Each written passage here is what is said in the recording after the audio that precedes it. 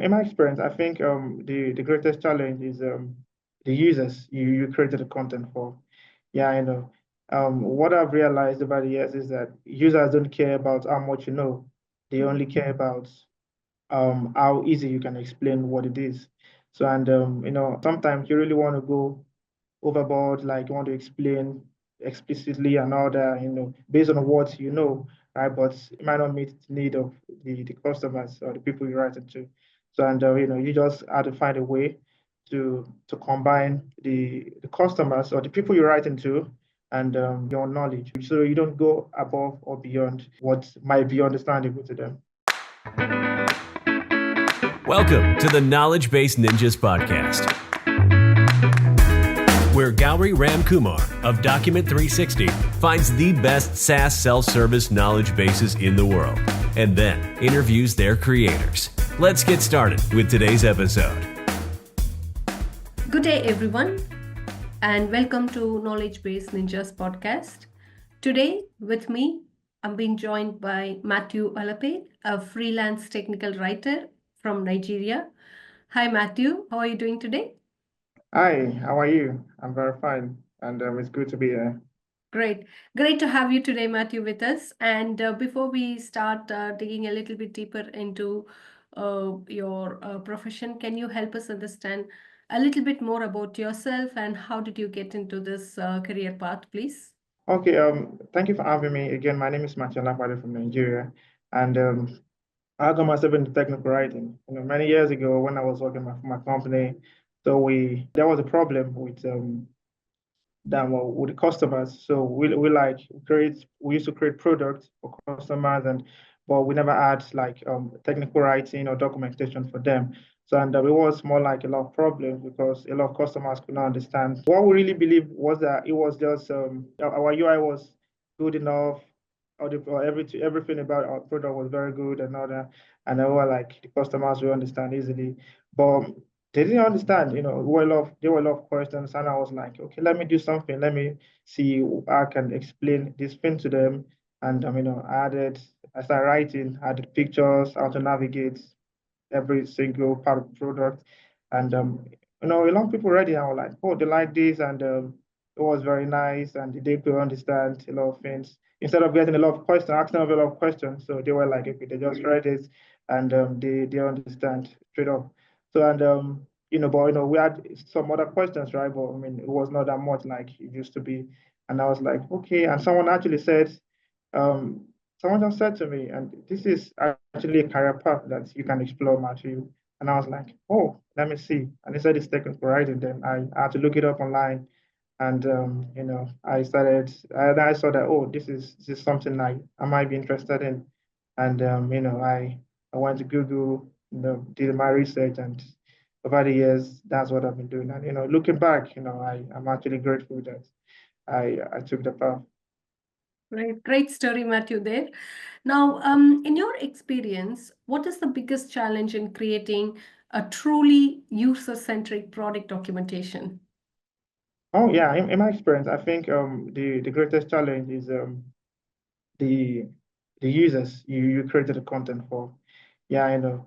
What I've realized over the years is that users don't care about how much you know. They only care about how easy you can explain what it is. So and sometimes you really want to go overboard, like you want to explain explicitly and all that, based on what you know, right? But it might not meet the need of the customers or the people you're writing to. So and you just have to find a way to combine the customers or the people you're writing to and your knowledge, so you don't go above or beyond what might be understandable to them. Right. That's nicely put it across, Matthew. It doesn't matter how deep you go. It all depends on how you are presenting the information, right? So let's say you're writing a very intuitive documentation. What are the important principles or elements that you will focus to make sure the information is clearly communicated? Okay, the first thing I do is my research. So basically, I do my research is I get some information from subject experts, like like people who I know who know more than me. So I know I get information from them. Look, I'm working on this. What do you think I can do about on this and all that? And when I get insights, a little insight from them. So also I try to see if I can conduct a simple survey from potential end users. Mm-hmm. So that people who gonna use the product. I conduct a simple survey from them, and the information I get from them are the things I use to draft my content.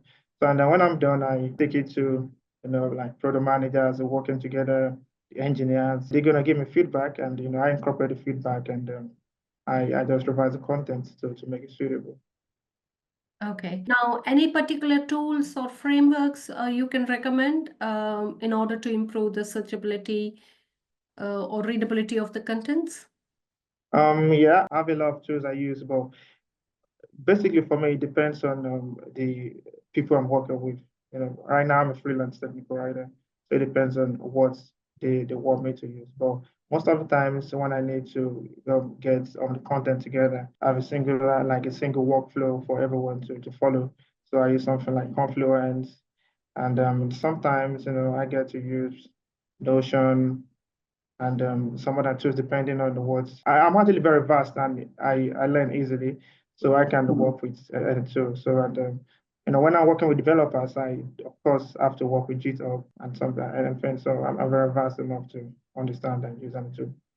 Nice. It's easy to create the contents, but it's very hard to keep the consistency in the style and the tone of the contents, right? You did help us understand a little bit about the tools and frameworks that you might be using or used in the past.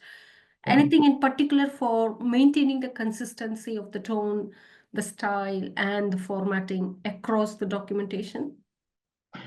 Yes, I think for me, of course, I have to speak from my own personal experience. So for me, when I do my research, I consider my audience.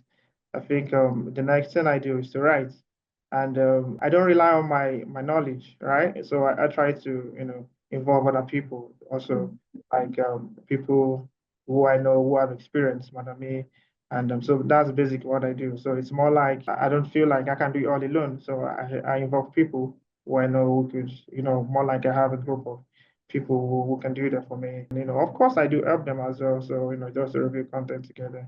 So it's more like I have a lot of people who help me. So I'm grateful to that. Right. Now, moving on to the rapid fire round. Okay. Now, what is that one word that comes to your mind when someone says documentation? Yeah, that should be clarity. Mm-hmm. Or let me, sometimes I say guidance, like you're trying to guide like someone through a phase they never been through. Yeah, let me go with the word guidance instead of clarity. But the clarity is up there as well. As, Clarity. Very nicely put. Thank you. And my last question to you today is, what is that one piece of documentation related advice you would give to your 20-year-old self? okay, yeah, I think it will be write your documentation or write whatever you're writing, like you're writing to your future self. Mm-hmm. Simple, clear, and another point. Straight to the point, yeah. Okay, great. So, Matthew, it was lovely talking to you and great story behind your career shift to technical writing. Anything else that I missed to ask you today, but you would like to share with us? Nothing. I just came to answer the questions. I mean, All right, yeah, but nothing. fantastic. So, all the very best for all your future projects, Matthew, and have a lovely day ahead. Thank Thank you so you. much for having me. Thanks for listening to today's episode of the Knowledge Base Ninjas podcast. Please head to iTunes, rate, and provide honest feedback on the podcast. See you next week.